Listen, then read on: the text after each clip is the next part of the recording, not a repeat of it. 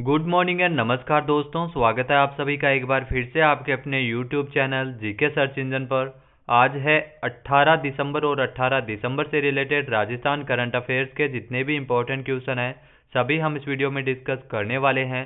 तो पूरा वीडियो बहुत ध्यान से देखना और वीडियो के एंड में मैं आपसे क्वेश्चन पूछूंगा जिसका आंसर आपको कमेंट बॉक्स में देना है। कल के वीडियो में मैंने आपसे क्वेश्चन पूछा था जो था हाल ही में राजस्थान ग्रामीण आजीविका विकास परिषद द्वारा स्टेट ब्रांड एम्बेसडर किसे बनाया गया है। तो राजस्थान ग्रामीण आजीविका विकास परिषद की ओर से स्टेट ब्रांड एम्बेसडर बनाया गया डॉक्टर रूमा देवी को। सी ऑप्शन यहाँ पर बिल्कुल सही था। जिन दोस्तों ने सी ऑप्शन कमेंट बॉक्स में सही जवाब दिया उनको हार्दिक शुभकामनाएं।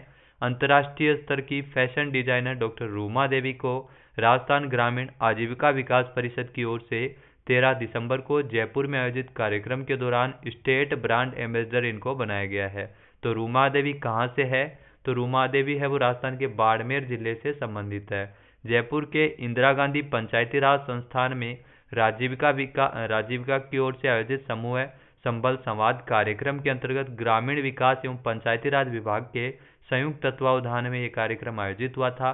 वहीं पर आपको बता दें कि ग्रामीण विकास विभाग शासन सचिव डॉक्टर कृष्णकांत पाठक तथा प्रमुख शासन सचिव अर्पणा अरोड़ा के हाथों रूमा देवी को ब्रांड एम्बेसडर प्रशस्ति पत्र प्रदान किया गया था। रूमा देवी को महिला सशक्तिकरण के बढ़ावा देने के लिए और इनके द्वारा किए गए प्रयासों तथा ग्रामीण स्वयं सहायता समूह में जो महिलाओं के उत्थान हेतु बेहतर कार्य करने के लिए इनको ब्रांड एम्बेसडर बनाया गया है। तो रूमा देवी कशीदा कार्य के लिए प्रसिद्ध है, बाड़मेर से संबंधित है। चलिए स्टार्ट करते हैं आज के करंट अफेयर्स। पहला क्वेश्चन है, राजस्थान के किस पैरालंपिक खिलाड़ी को पैरालंपिक अवार्ड 2021 में बेस्ट फीमेल डेब्यू के खिताब से नवाजा गया है। तो अवनी लेखरा को यह पुरस्कार दिया गया। तो सी ऑप्शन यहाँ पर बिल्कुल सही है। ये जो आपको तस्वीर में दिखाई दे रही है यही है अवनी लेखरा और ये राजस्थान से संबंधित पैरालंपिक खिलाड़ी है जिनको बेस्ट फीमेल डेब्यू के खिताब से नवाजा गया है। आइए जानते हैं इंपॉर्टेंट फैक्ट्स। तो भारत की स्टार शूटर अवनी लेखरा को 16 दिसंबर को पैरालंपिक अवार्ड 2021 में बेस्ट फीमेल डेब्यू के खिताब से नवाजा गया था। 20 साल की अवनी लेखरा है वो राजस्थान के जयपुर जिले की रहने वाली है। साल 2012 में इनकी दुर्घटना हुई थी। 12 साल की उम्र में उनको आपको बता दें कि पैरालिसिस का शिकार हो गई थी जिसके चलते इन्होंने अपना सफर तय किया था शूटर बनने का। टोक्यो पैरालंपिक में अवनी लेखरा ने महिलाओं की 10 मीटर एयर स्पर्धा SH1 कैटेगरी में गोल्ड मेडल जीता था और इसके अलावा जो 50 metre rifle 3 position standing SH1 event में भी इन्होंने ब्रॉन्ज मेडल जीता था। तो 2 पदक जीते थे टोक्यो पैरालंपिक में। भारत ने पैरालंपिक गेम्स में शानदार प्रदर्शन किया था। टोटल भारत ने अगर बात की जाए तो प्रतियोगिता में 19 पदक जीते थे जिसमें 5 गोल्ड मेडल थे, 8 सिल्वर मेडल और 6 ब्रॉन्ज मेडल भी शामिल थे। अगला यहाँ पे क्वेश्चन है, हाल ही में 16 दिसंबर 2021 से शुरू हुए 11 दिवसीय लोक रंग महोत्सव 2021 की मेजबानी कौन सा शहर कर रहा है। तो ध्यान रखना 16 दिसंबर 2021 से शुरू हुआ है लोक रंग महोत्सव। तो यहाँ पर डी ऑप्शन बिल्कुल सही है, इनमें से कोई नहीं। तो जयपुर है वो लोक रंग महोत्सव की मेजबानी कर रहा है। जो 11 दिवसीय इस लोक रंग महोत्सव का आयोजन है वो जयपुर में किया जा रहा है। आइए जानते हैं इंपॉर्टेंट फैक्ट्स। तो जयपुर 16 दिसंबर 2021 से जयपुर के जवाहर कला केंद्र में 2 वर्ष बाद 11 दिवसीय लोकरंग महोत्सव 2021 की मेजबानी है वो जयपुर में की जा रही है। कार्यक्रम के दौरान विभिन्न राज्यों के 650 से अधिक कलाकार इसमें प्रस्तुति दे रहे हैं। इसका आयोजन राज्य के कला एवं संस्कृति विभाग तथा ग्रामीण और गैर कृषि विभाग एजेंसी की ओर से किया जा रहा है। इसमें एक हस्तशिल्प मेला तथा राजस्थानी भाषा लेखन उत्सव भी इसमें शामिल होगा। नेक्स्ट है, हाल ही में राजस्थान में स्वास्थ्य जागरूकता को बढ़ावा देने के लिए world health and wellness festival का आयोजन कहाँ किया जाएगा। तो राजस्थान में स्वास्थ्य जागरूकता को बढ़ावा देने के लिए world health and wellness festival का आयोजन है वो जयपुर में किया जाएगा। सी ऑप्शन यहाँ पर बिल्कुल सही है। आइए जानते हैं इंपॉर्टेंट फैक्ट्स। तो स्वास्थ्य जागरूकता को बढ़ावा देने के लिए राजस्थान की राजधानी जयपुर में world health and wellness festival का आयोजन किया जा रहा है। ये फेस्टिवल है वो 17 से लेकर 19 दिसंबर तक जयपुर के जवाहरलाल नेहरू मार्ग में स्थित एक होटल में इसका आयोजन किया जाएगा। कार्यक्रम की जानकारी देते हुए हेल्थ एंड वेलनेस फेस्टिवल के जो आयोजक और WHWF के सह संस्थापक मुकेश मिश्रा ने बताया है कि WHWF की ओर से होने वाले इस 3 दिवसीय हेल्थ एंड वेलनेस फेस्टिवल का आयोजन जयपुर में 17 से लेकर 19 दिसंबर तक किया जा रहा है और ऑनलाइन भी इसका आयोजन हो रहा है और ऑफलाइन भी इसका आयोजन किया जा रहा है। नेक्स्ट यहाँ पे क्वेश्चन है, हाल ही में राजस्थान लोक सेवा आयोग का 73वां स्थापना दिवस कब मनाया जाएगा? तो राजस्थान लोक सेवा आयोग यानी आरपीएससी का जो 73वां स्थापना दिवस है वो 22 दिसंबर 2021 को मनाया जाएगा। बी ऑप्शन यहाँ पर बिल्कुल सही है। आइए जानते हैं इंपॉर्टेंट फैक्ट्स। तो 22 दिसंबर को राजस्थान लोक सेवा आयोग का 73वां स्थापना दिवस मनाया जाएगा। 22 दिसंबर 1949 को प्रथम नियुक्ति के साथ ही राजस्थान लोक सेवा आयोग अस्तित्व में उस समय आया था। 1949 में इसकी स्थापना की गई थी। आयोग के जो कार्यवाहक अध्यक्ष है डॉक्टर शिव सिंह राठौड़, जी हाँ ये भी अभी बने हैं, पहले वरिष्ठ सदस्य थे। आरपीएससी के कार्यवाहक अध्यक्ष के रूप में इनको नियुक्त किया गया है। इससे पहले डॉक्टर भूपेंद्र यादव जो सेवानिवृत्त हुए थे राजस्थान लोक सेवा आयोग के अध्यक्ष के पद से। स्थापना दिवस कार्यक्रम का जो आरंभ है वो दीप प्रज्वलन के साथ 22 दिसंबर को किया जाएगा। राजस्थान लोक सेवा आयोग भवन पर जो दीवारों पर आकर्षक चित्र भी बनाए जा रहे हैं। स्थापना दिवस के उपलक्ष्य में स्मार्ट सिटी प्रोजेक्ट के तहत ये कार्य है वो किया जा रहा है। नेक्स्ट है, हाल ही में राजस्थान विधानसभा का बजट सत्र कब शुरू होगा? तो राजस्थान विधानसभा का जो बजट सत्र है वो फरवरी 2022 में शुरू होगा। तो बी ऑप्शन यहाँ पर बिल्कुल सही है। आइए जानते हैं इंपॉर्टेंट फैक्ट। तो राजस्थान विधानसभा का बजट सत्र है वो फरवरी 2022 में शुरू होगा।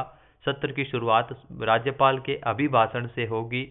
अभिभाषण को अंतिम रूप देने के लिए राज्य सरकार ने कैबिनेट सब कमेटी का गठन किया है।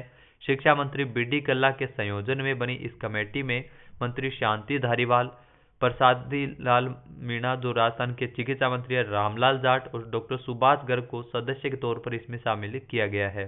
जीएडी ने सभी विभागों से दिसंबर तक की उपलब्धियों की जानकारी मांगी है। ये जानकारी विभागों से 3 प्रतियों में देने को कहा गया, जिसमें दिसंबर तक के विभाग की ओर से किए गए खर्च का ब्यौरा भी इसमें देना पड़ेगा। इसके अलावा इस रिपोर्ट के आधार पर मंत्रिमंडल की कमेटी राज्यपाल के अभिभाषण को अंतिम रूप देगी और फिर इसी अभिभाषण को राज्यपाल विधानसभा सत्र के दौरान शुरुआत में इसको पढ़ेगा। नेक्स्ट है, हाल ही में राजस्थान के किस जिले में मेडिकल कॉलेज भवन निर्माण की मंजूरी प्रदान की गई है? तो हाल ही में आपको बता दें कि राजस्थान के अलवर में मेडिकल कॉलेज भवन निर्माण की मंजूरी प्रदान की गई है। बी ऑप्शन यहाँ पर बिल्कुल सही है। आइए जानते हैं इंपॉर्टेंट फैक्ट्स। तो अलवर को मेडिकल कॉलेज भवन के निर्माण की डीपीआर मंजूरी का तोहफा मिला है। डीपीआर बनने के बाद जेल परिसर में मेडिकल कॉलेज भवन का निर्माण की राह आसान हो गई है। डीपीआर को हरी झंडी मिलने के बाद जल्द ही इसके निर्माण के लिए कार्य है वो किया जा रहा है। अब अलवर जिला है वो प्रदेश का पहला जिला होगा जहां पर 2 मेडिकल कॉलेजों का संचालन किया जाएगा। मेडिकल भवन निर्माण के 2 फेज में होंगे। प्रथम चरण में फेज प्रथम का निर्माण कार्य होगा, दूसरे फेज में दूसरे चरण में होगा दूसरे फेज का निर्माण कार्य। वहीं अगर बात की जाए तो इस कॉलेज के निर्माण की जो लागत है वो 325 करोड़ रुपए का बजट है वो पहले से ही मंजूर किया जा चुका है और इसमें से 195 करोड़ रुपए है वो केंद्र सरकार की ओर से दिए गए हैं। नेक्स्ट यहाँ पे क्वेश्चन है, हाल ही में राजस्थान में रोडवेज कर्मचारियों तथा अधिकारियों एवं पेंशनर्स का महंगाई भत्ते में कितने प्रतिशत की वृद्धि की गई है? तो 7% की बढ़ोतरी की गई है। तो बी ऑप्शन यहाँ पर बिल्कुल सही है। आइए जानते हैं इंपॉर्टेंट फैक्ट्स। तो मुख्यमंत्री अशोक गहलोत के दिशा निर्देशों के अनुसार परिवहन मंत्री प्रताप सिंह खाचरियावास के निर्देशन में जहां एक और सेवानिवृत्ति के परिलाभों का भुगतान किया जा रहा है, वहीं रोडवेज कर्मचारियों अधिकारियों एवं पेंशनर्स का जो महंगाई भत्ते है वो 7% है वो बढ़ाया गया है। कर्मचारियों अधिकारियों एवं पेंशनर्स का महंगाई भत्ते में राज्य सरकार के अनुरूप ही 7% बढ़ोतरी करते हुए 189% से बढ़ाकर 196% किया गया है। वहीं अगर बात की जाए तो महंगाई भत्ते का भुगतान है वो 1 जुलाई 2021 से इसका लाभ मिलता है। नेक्स्ट है, हाल ही में भारत का पहला अटल सामुदायिक केंद्र किस राज्य में स्थापित किया गया है? तो भारत का पहला अटल सामुदायिक केंद्र है वो राजस्थान में स्थापित किया गया है। तो बी ऑप्शन यहाँ पर बिल्कुल सही है। राजस्थान के जयपुर में इसकी स्थापना की। आइए जानते हैं इंपॉर्टेंट फैक्ट्स। तो विवेकानंद ग्लोबल यूनिवर्सिटी जयपुर में राजस्थान में भारत का पहला अटल सामुदायिक नवाचार केंद्र का उद्घाटन किया गया है। सरकार ने अटल इनोवेशन मिशन की स्थापना की है और इसी के तहत ही अटल इनोवेशन केंद्र भी स्थापित किया गया है। इस केंद्र का लक्ष्य नवोन्मेषी विचारों का समर्थन करना और पोषण करना है जो बड़े विचारों का आकार ले सके और बेहतर कल के लिए समाज को बदलने में मदद करते हैं। तो नवाचार को प्रोत्साहन करने के लिए ये पहला अटल सामुदायिक नवाचार केंद्र है जिसका उद्घाटन हाल ही में राजस्थान के जयपुर में किया गया है। नेक्स्ट है, हाल ही में भारत सरकार के द्वारा किस देश के सहयोग से महाराष्ट्र में 6 परमाणु ऊर्जा रिएक्टर स्थापित किए जाएंगे? तो भारत सरकार है वो फ्रांस के सहयोग से महाराष्ट्र में 6 परमाणु ऊर्जा रिएक्टर स्थापित करेगी। बी ऑप्शन यहाँ पर बिल्कुल सही है। आइए जानते हैं इंपॉर्टेंट फैक्ट्स। तो हाल ही में भारत सरकार की ओर से फ्रांस के साथ तकनीकी सहयोग में 1650 मेगावाट के 6 परमाणु ऊर्जा रिएक्टर स्थापित करेगी भारत सरकार, और इसके लिए महाराष्ट्र के जैतापुर में साइट की सैद्धांतिक मंजूरी प्रदान की गई है। यह 9900 मेगावाट की कुल क्षमता के साथ इसे सबसे बड़ा परमाणु ऊर्जा उत्पादन स्थल बना देगा। वर्तमान में भारत में स्थापित परमाणु ऊर्जा क्षमता कुल 6780 मेगावाट है। केंद्रीय मंत्री डॉक्टर जितेंद्र सिंह द्वारा यह जानकारी दी गई है। नेक्स्ट है, हाल ही में एशियाई विकास बैंक एडीबी के अनुसार चालू वित्तीय वर्ष में भारत की विकास दर कितनी अनुमानित है? तो एशियाई विकास बैंक के अनुसार भारत की जो विकास दर है चालू वित्तीय वर्ष में 9.7% अनुमानित है। तो सी ऑप्शन यहाँ पर बिल्कुल सही है। आइए जानते हैं इंपॉर्टेंट फैक्ट।